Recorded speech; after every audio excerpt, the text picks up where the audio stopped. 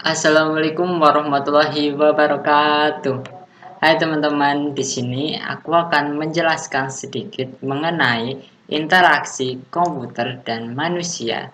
Jadi di chapter 18 ini kita akan membahas mengenai interaksi model kaya. Sebelum kita lanjut ke materi, ada baiknya aku akan memperkenalkan terlebih dahulu. Jadi perkenalkan, namaku Faris G. Hermawan, NIM 19020272, kelas TI 1C, dan dari Politeknik Negeri Cilacap. Langsung saja kita ke materi.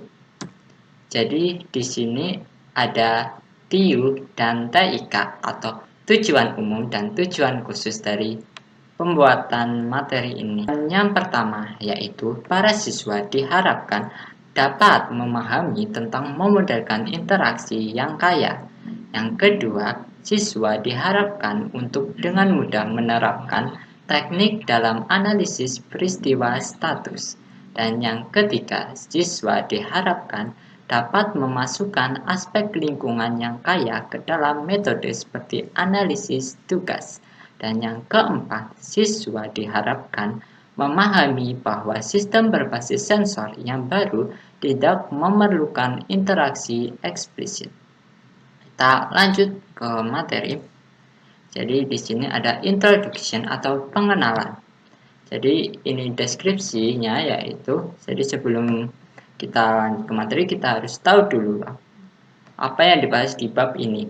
Jadi mayoritas model dan teori yang lebih terperinci dalam HCL difokuskan pada situasi normal pengguna tunggal yang berinteraksi dengan aplikasi tradisional menggunakan keyboard dan layar. Kenyataannya situasi normal ini semakin terlihat seperti pengecualian. Banyak interaksi mengenal fenomena pada komputer yang merasakan suhu, pergerakan, dan lain-lain. Dalam chapter ini, kita melihat beberapa jalan yang dapat dimodelkan dengan metode baru atau dengan mengadaptasi yang sudah ada. Jadi dalam bab ini kita akan mempelajari tentang 3 bab, yaitu status event analysis atau peristiwa status analisis, ada konteks kaya, dan Low Intention and Sensor Based Interaction atau interaksi berbasis sensor. Kita langsung ke bab pertama yaitu status event analysis. Status event analysis atau acara status analisis. Di pendeskripsiannya yaitu bagian ini menjelaskan analisis status peristiwa, teknik tingkat rekayasa memanfaatkan perbedaan status peristiwa yang menerapkan model keystroke. Analisis status peristiwa dibangun di atas dua landasan teoritis. Yang pertama, ada model interaksi yang formal, dan yang kedua ada pengetahuan psikologi yang naif. Lalu di sini ada kekuatan dari status event analysis, yaitu bahwa kerangka kerja deskriptif tunggal dapat diterapkan pada berbagai tingkatan mulai dari aplikasi melalui antarmuka hingga persepsi pengguna yang menggambarkan sinyal dan logika listrik tingkat rendah dalam mikrodetik dari penggunaan menekan tombol dan memerhatikan oleh sistem. Lalu di sini ada 5 subbab, yaitu ada properties of event, clock, and calendars atau properti acara, jam, dan kalender, ada implikasi desain, ada psikologi naif, ada contoh antarmuka email, lalu ada contoh yang kedua yaitu umpan balik tombol layar. Langsung ke subbab yang pertama. Jadi di sini ada acara, properti acara, yaitu yang terdiri dari jam dan kalender. Jadi di sini ada contoh acaranya, yaitu Brian akan bertemu dengan Allison untuk pergi ke bioskop pada 20-8, namun dia berhenti bekerja pada pukul 25 dan menjaga matanya ke jamnya. Jadi setiap beberapa menit dia melihatnya. Nah, saking sering melihatnya, seiring waktu semakin dekat dan akhirnya waktunya itu terlihat dan 24 menit lagi. Jadi dia cepat-cepat menggunakan mantel dan pergi. Sebenarnya Brian punya alarm dalam jamnya.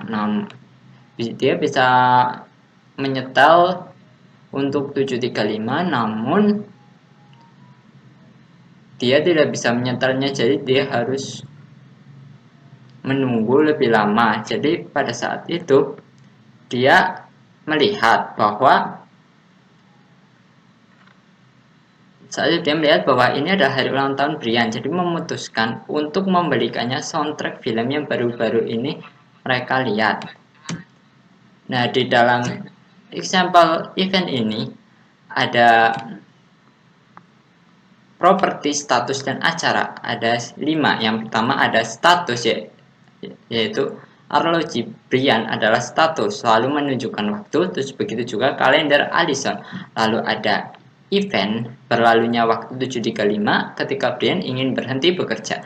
Lalu yang ketiga ada polling, mengingat Brian hanya berstatus wajah arloji dan dia ingin acara. Lalu 735, lalu dia melihat arlojinya secara berkala. Lalu yang keempat ada actual vs perceived atau sebenarnya vs persepsi. Jadi dalam event yang dinanti-nantikan Brian adalah ketika jam tangan mengatakan pukul 7.35, peristiwa ini terjadi. Tetapi Brian jelas tidak melihat arlojinya pada saat yang tepat. Lalu yang terakhir yaitu granularity, yaitu jam tangan yang menunjukkan 7.35 dan ulang tahun Brian adalah kedua acara tersebut, tetapi keduanya beroperasi pada rentang waktu yang sangat berbeda. Kita lanjut ke subbab selanjutnya, kita cepat saja. Lalu ada implikasi desain. Jadi ini pendeskripsiannya, yaitu aplikasi ingin membuat acara untuk pengguna menggunakan presentasi yang atau teknik presentasi yang beragam untuk melakukan ini. Namun teknik ini harus disesuaikan dengan skala waktu acara yang diinginkan. Bentuk acara yang disajikan untuk pengguna harus cocok dengan rentang waktu ini. Keduanya menyebabkan acara terlalu cepat atau terlalu lambat sehingga salah. Contoh dari implikasi desain ada electronic alarm dan kalender. Jadi bayangkan kita memiliki fungsi alarm online yang dapat diatur untuk membunyikan bel dan menempatkan pesan di tengah layar kapan saja kita mau. Untuk menyebabkan peristiwa yang dirasakan oleh pengguna pada skala waktu yang tepat, kita harus dapat memprediksi skala waktu kejadian dari berbagai teknik antarmuka karena hanya menyajikan informasi di layar, bukan jaminan bahwa acara akan menjadi peristiwa yang dirasakan oleh pengguna. Jadi ini contoh dari electronic alarm dan kalender. Kalian pasti tahu. Nah, kita lanjut ke materi berikutnya, ada naif psikologi atau psikologi yang naif. Jadi pengertiannya yaitu untuk memprediksi efek teknik antarmuka, kita perlu menggunakan beberapa psikologi naif. Ini dapat memberitahu kami atau kamu jenis rangsangan apa yang menonjol dan di mana perhatian pengguna akan difokuskan. Nah, di sini ada 3 bagian ada 3 cara atau 3 bagian di dalam psikologi naif, yaitu ada memprediksi kemana pengguna akan mencari. Ada 3. Yang pertama, mouse ketika pengguna memosisikan pointer mouse di atas target. Yang kedua, titik atau titik penyisipan teks ketika menulis teks. Yang ketiga ada layar. Itu cukup aman untuk diasumsikan bahwa pengguna akan melihat layar sebentar-sebentar. Ini contohnya ya. Nah, lalu di sini yang kedua ada acara segera yang terdiri dari acara yang terdengar, terdiri dari beep, bell, dan whistle ketika di kamar dan pendengaran, dan B, penglihatan tepi. Contohnya di flash layar dan bel diam, gerakan atau perubahan besar. Dan yang terakhir penutupan, terdiri dari yang pertama distorsi perhatian, yaitu mata menyimpan dari target, setelah itu dianggap hit. Sedangkan yang kedua kebalikannya, yaitu aktivitas bersamaan. Jadi pengguna dapat membuka tugas baru sementara tugas sebelumnya masih dalam proses. Kita langsung ke materi selanjutnya, yaitu ada contohnya yaitu antarmuka email. Jadi di sini ada langkah-langkah atau proses dari email interface. Jadi ada 5 langkah. Yang pertama, jadi Brian ada di jaringan yang sama dengan Allison ketika dia menekan tombol kirim di miliknya mesin, lalu pesan dikirim. Dan yang kedua, di workstation Alison, lalu MailTool itu dijalankan. Saat tidak digunakan, MailTool digambarkan dengan ikon kotak surat kosong. Yang ketiga, MailTool polling file tersebut dan melihatnya memang sudah berubah. Dan yang keempat itu ada MailTool sekarang tahu bahwa mail itu tiba dan harus mencoba membuat acara ini peristiwa yang dirasakan oleh pengguna untuk melakukannya, mengubah ikonnya untuk menunjukkan kotak surat dengan surat mencuat. Lalu yang terakhir atau proses yang terakhir dari email interface itu, akhirnya email datang ke pengguna, yaitu Alison. Dia melihat MailTool, dia polling itu, dia melihat bahwa surat memang telah tiba. Kedatangan surat akhirnya menjadi dirasakan acara untuk Alison. Lalu di dalam interface ini juga ada antarmuka lain yang tersedia. Jadi kita akan melihat bagaimana mereka bertarif. Yang pertama ada pemeriksaan. Jadi di pemeriksaan eksplisit antarmuka, email tradisional mengharuskan pengguna untuk memeriksa kotak surat secara eksplisit, misalnya di pagi dan sore hari. Lalu di yang kedua ada bell yang dapat didengar, pesan-pesan yang dapat diatur untuk membunyikan bell ketika surat datang. Dan yang ketiga, memindahkan wajah. Ada pengamat surat kedua yang tersedia. Kita lanjut ke contoh yang kedua, yaitu screen button feedback atau contoh umpan balik tombol layar. Di sini ada pendeskripsiannya. Jadi, contoh terakhir menggunakan analisis status peristiwa untuk menyarankan antarmuka yang ditingkatkan untuk email. Tombol layar yang diaktifkan dengan mengklik mouse di atasnya adalah widget standar di setiap toolkit antarmuka dan ditemukan di sebagian besar antarmuka aplikasi modern. Jadi, di sini ada masalah, yaitu masalah umum dengan banyak tombol di layar adalah bahwa pengguna berpikir tombol telah ditekan tetapi kenyataannya belum. Jadi di sini ada dua pertanyaan, yaitu mengapa sih kesalahan ini begitu sering terjadi? Dan yang kedua, kenapa dia tidak memperhatikan jenis tombol layar? Nah, jadi di screen button ada dua jenis screen button, yaitu ada screen button hit atau screen button menekan. Ketika Alison menekan tombol mouse di atas tombol delete di layar, Alison mengangkat jari dari tombol. Dan yang salah yaitu saat tombol layar, dan yang salah sama dengan yang di atas, cuma sebelum melepaskan tombol mouse dia secara tidak sengaja memindahkan mouse dari tombol. Jadi di sini ada penutupan dari screen button feedback ini, yaitu kesalahan memungkinkan tindakan bersamaan. Lalu yang tidak diperhatikan, umpan balik semantik terlewatkan. Lalu solusinya adalah umpan balik widget untuk acara aplikasi peristiwa yang dirasakan bagi pengguna. Kita langsung ke bab selanjutnya, yaitu rich context. Di sini ada pendeskripsiannya atau konteks yang kaya. Jadi metode formal seperti analisis tugas mengadopsi pandangan yang sistematis dan hampir tayloris tentang tempat kerja orang yang bekerja untuk mencapai tujuan yang ditetapkan dengan baik mengikuti prosedur rutin. Lalu masalahnya di sini ada tiga masalah. Yang pertama ada model tugas, yaitu deskripsi formal, lalu terletak yaitu konteks unik, dan etnografi yaitu kaya ekologis. Lalu dalam subbab ini kita akan membahas 5, yaitu ada kolaborasi, melakukannya secara bersama-sama. Lalu ada informasi, apa yang kamu butuhkan, kamu harus tahu dan kapan Anda perlu mengetahuinya. Lalu yang ketiga ada pemicu mengapa hal terjadi ketika mereka terjadi. Dan yang keempat ada artefak, segala sesuatu yang kita lakukan sekarang dan lakukan. Yang kelima ada placeholder, yaitu mengetahui apa yang terjadi selanjutnya. Kita langsung ke subbab pertama, yaitu kolaborasi. Jadi metode untuk menangani kolaborasi ini secara eksplisit yaitu ada 2. Yang pertama, di mana proses secara keseluruhan dipetakan dan bagian ditugaskan untuk setiap orang, umum dalam alokasi fungsi, alur kerja, dan metode proses, di mana beberapa model yang berorientasi peran berinteraksi. Lalu di sini ada GTA dan CTT. Di sini kita membahas GTA terlebih dahulu. Jadi GTA yaitu yang mencakup kerangka kerja konseptual yang luas, teknik, agilitasi, dan perangkat. Lalu di sini ada rich ontologi atau ontologi yang kaya, yaitu peran manusia dari kolaborasi dan objek fisik dan elektronik. Dan yang terakhir ada CTT, Consult Text Trees atau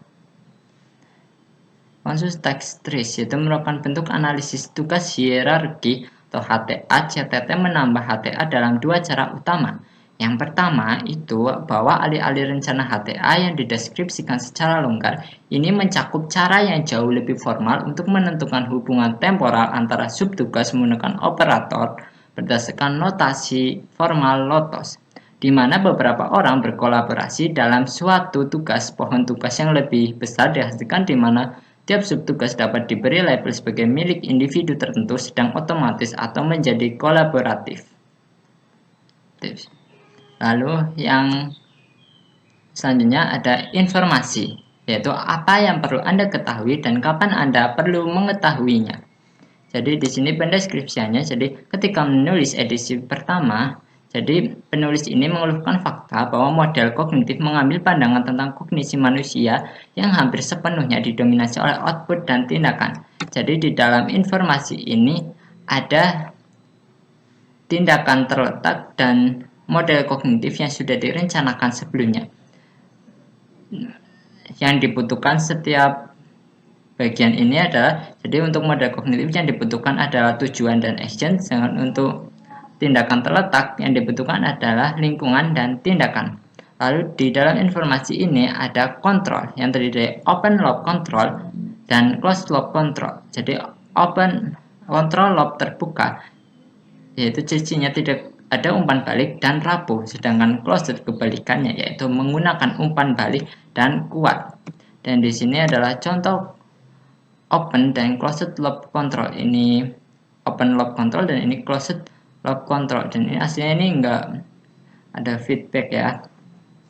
Kita masih di informasi, jadi untuk menambahkan informasi, jadi ketika informasi diperlukan setiap kali, yaitu pada saat yang pertama subtugas melibatkan penginputan atau keluaran informasi, lalu ada beberapa pilihan, dan yang ketiga subtugas diulang beberapa kali yang tidak ditentukan sebelumnya.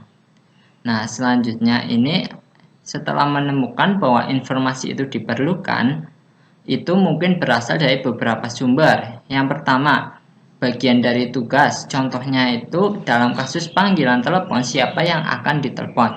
Yang kedua, pengguna mengingatnya, contohnya mengingat nomor setelah pertanyaan directory dari. Lalu yang ketiga, itu ada layar komputer atau perangkat, contohnya itu menggunakan buku alamat PDA dan kemudian menekan nomor. Lalu ada lingkungan, baik yang sudah ada sebelumnya, misal nomor dan direktori telepon, atau dibuat sebagai bagian dari tugas, misalnya nomor yang ditulis di selembar kertas. Lalu kita lanjut ke trigger. Lanjut ke triggers atau pemicu. Jadi sini pemicu yaitu apa yang terjadi saat itu terjadi. Pendeskripsiannya, jadi alur kerja dan diagram proses menguraikan proses menjadi kegiatan yang lebih kecil dan kemudian memberikan urutan di antara mereka. Pemicu penting tidak hanya untuk memahami perilaku temporal dari tugas, tetapi juga karena mereka memberitahu kita tentang mode kegagalan potensial. Pemicu juga membantu penulis menilai kemungkinan masalah yang disebabkan oleh interupsi. Jadi di sini ada pengertian proses dan triggers atau pemicu dan contohnya. Jadi proses itu apa yang terjadi dan ketertiban, dan yang kedua triggers atau pemicu yaitu kapan dan mengapa. Contoh dari proses dan pemicu yaitu yang pertama prosesnya yaitu dapatkan pos dari lubang darah hal pertama di pagi hari. Lalu yang kedua memberikan pos ke pos memegang meja. Lalu yang ketiga buka pos saat kopi. Jadi pos akan dikirim lalu kita akan membacanya saat meminum kopi. Nah di sini juga ada pemicu umum, yaitu ada 3. Yang pertama ada langsung, yaitu langsung setelah sebelum tugas temporal, yaitu pada waktu tertentu atau penundaan tertentu, sporadis ketika seseorang berpikir tentang itu. Lalu ada peristiwa eksternal, yaitu beberapa peristiwa terjadi. Isyarat lingkungan, yaitu sesuatu di dalamnya lingkungan meminta tindakan. Lanjut ke materi selanjutnya ada artefak, yaitu hal-hal yang kita tindak lanjuti dan tindak lanjuti. Konten dalam artefak ini ada etnografi atau studi tentang etnografi, yaitu kontrol lalu lintas, lalu sebagai representasi bersama, sebagai kegiatan fokus, dan bertindak sebagai pemicu sumber informasi. Di sini ada contoh dari artefak, yaitu traffic control lalu lintas. Jadi di sini ada traffic control lalu lintas. Jadi di sini ada contohnya, yaitu untuk mengendalikan pesawat untuk mengetahui pesawat berada di mana. Nah, kita lanjut ke materi selanjutnya. Di sini ada placeholder, yaitu tahu apa yang terjadi selanjutnya, yaitu pendeskripsinya mengetahui di mana Anda berada dalam suatu proses seperti program counter. Di dalam placeholder ada memori. Jadi di dalam memori ini ada dua aspek memori, yaitu yang pertama informasi yang diperlukan untuk melakukan tugas, yang kedua pemicu yang mengingatkan kita bahwa sesuatu perlu terjadi. Nah, di sini ada tugas manajemen level proses. Jadi di sini ada proses pilot untuk naik level. Jadi prosesnya itu yang pertama pengontrol memilih tingkat penerbangan baru. Lalu yang kedua pengendali memberitahu pilot level penerbangan baru. Yang ketiga pilot mengkonfirmasi sistem penerbangan baru. Dan yang keempat pilot naik level baru. Dan yang kelima level penerbangan baru tercapai. Nah, kita langsung lanjut ke tracing placeholder atau cara melacak placeholder. Di sini jadi sama seperti bentuk informasi lainnya, placeholder dapat disimpan dengan cara yang berbeda. Yang pertama caranya yaitu di kepala orang, yaitu mengingat apa yang harus dilakukan selanjutnya. Yang kedua secara eksplisit di lingkungan, yaitu contohnya seperti daftar pekerjaan, bagan perencanaan, strip penerbangan, sistem alur kerja. Lalu yang ketiga ada secara implisit di lingkungan, yaitu apakah suratnya sudah terbuka. Nah, di sini ada lingkungan elektronik, yaitu lebih sedikit abundance untuk artefak dan bahaya untuk desain yang ceroboh. Jadi jangan sampai di sini kalian itu membuat desain yang ceroboh karena akan berakibat fatal. Nah, kita ke materi selanjutnya, itu di bab terakhir, yaitu Attention and Sensor Based Interaction atau niat tanda dan interaksi berbasis sensor. Jadi di sini pendeskripsiannya yaitu dalam aplikasi komputer tradisional pengguna diharapkan untuk mendekati sistem dengan niat yang jelas untuk melakukan beberapa kegiatan atau mencapai beberapa tujuan. Tindakan itu bertujuan untuk langsung dan hasilnya dihadiri dan dievaluasi secara eksplisit. Pada bagian ini kita akan melihat beberapa contoh interaksi insidental dan melihat bagaimana ia berada dalam spektrum berbagai tingkat niat. Dalam subbab atau dalam bab ini akan ada 5 subbab, yaitu ada contoh, lalu spektrum intensional, lalu ada menantang model, lalu ada merancang untuk interaksi insidental dan menerapkan sistem berbasis sensor.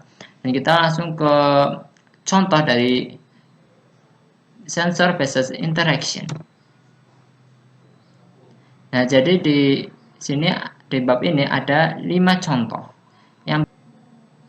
Yang pertama ada lampu santun mobil, yaitu lampu yang ada di mobil seperti contoh di sini. Jadi saat nyala, jadi ketika pintu itu tidak terkunci atau terbuka.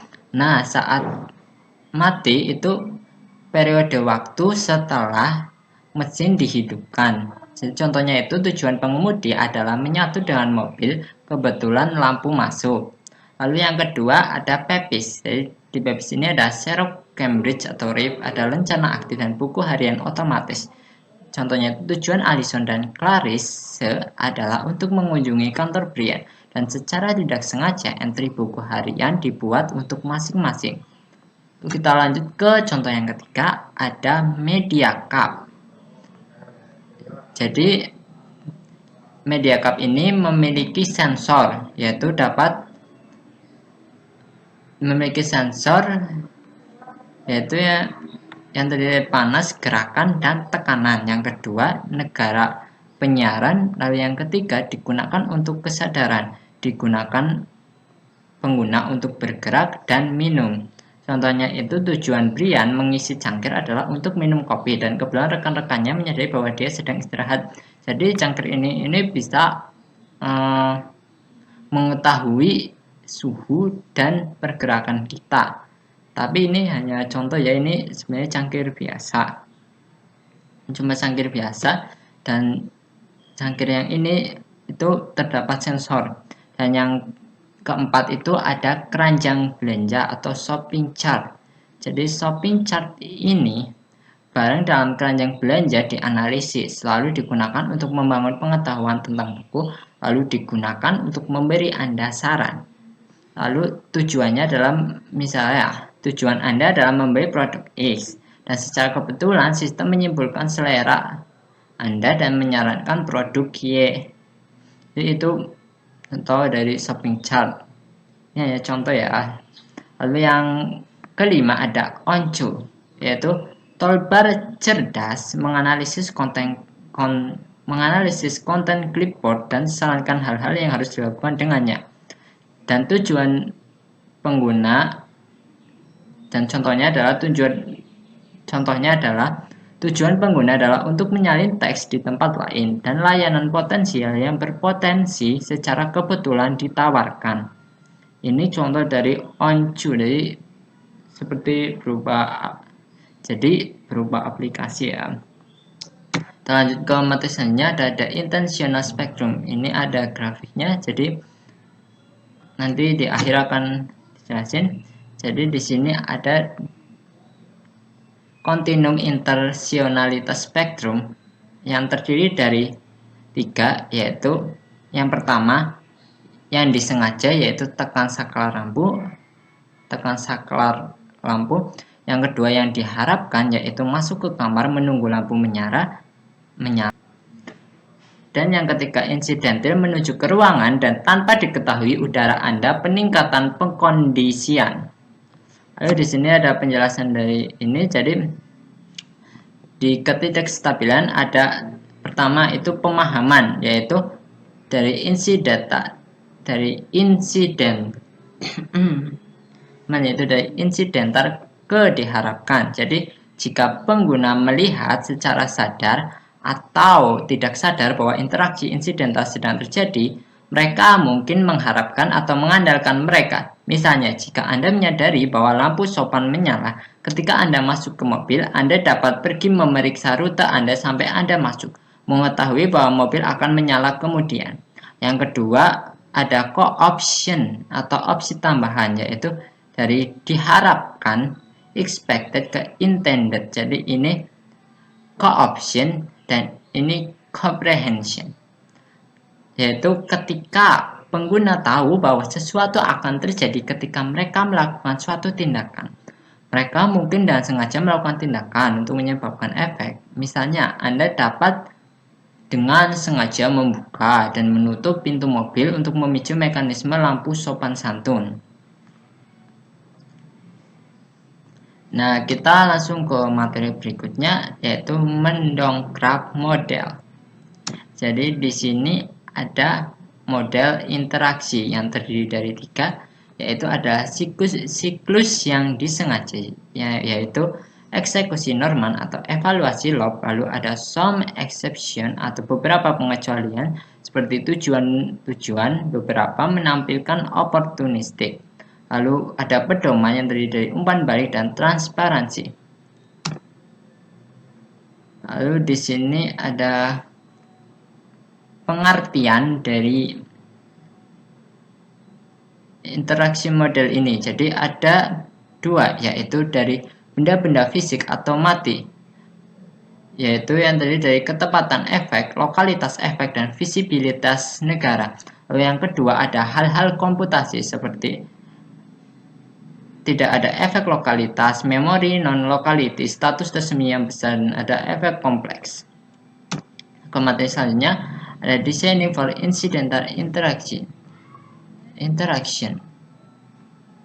Itu merancang untuk interaksi insidental. Jadi di sini dibutuhkan presentasi yang kaya. Jadi di sini dibutuhkan presentasi yang kaya.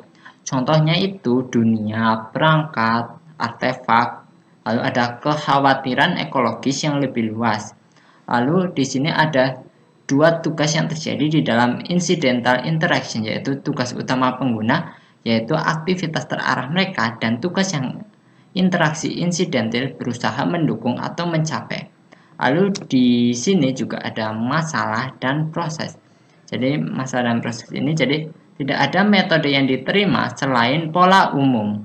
Lalu ada ketidakpastian, yaitu sistem tradisional karena kesalahan dan intrinsi berbasis sensor untuk desain. Lalu ada proses identifikasi, yaitu terdiri dari 3. Yang pertama input, yaitu apa yang akan dirasakan, misalnya panas tubuh dan bantalan tekanan. Yang kedua ada output, apa yang dikontrol, misal cahaya dan pemanasan.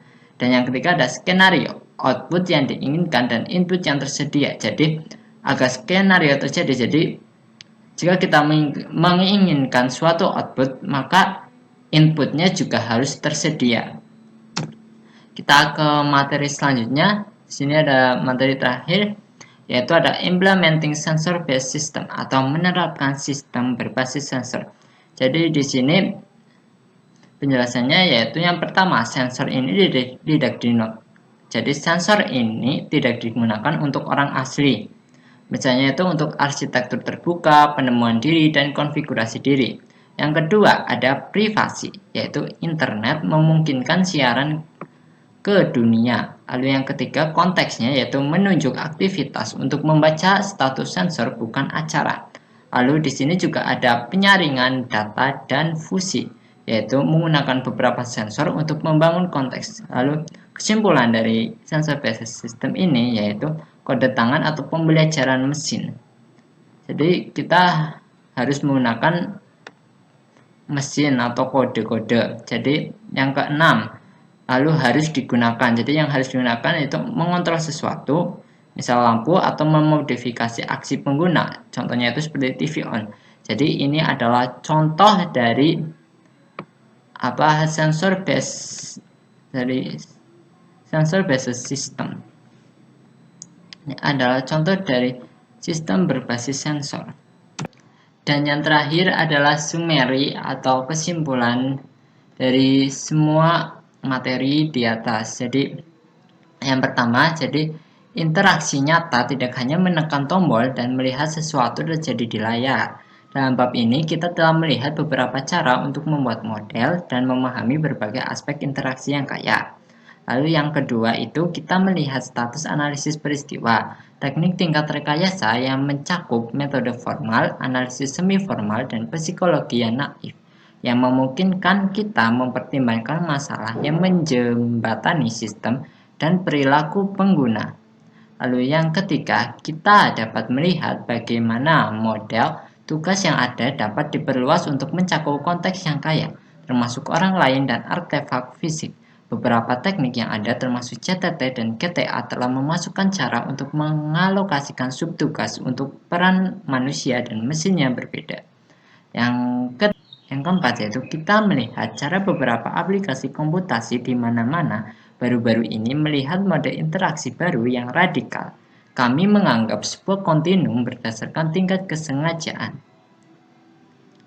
Lalu yang kelima, jadi di sini kita melihat sistem berbasis sensor yang memiliki banyak contoh dan dapat diimplementasikan dalam kehidupan nyata antara komputer dan manusia.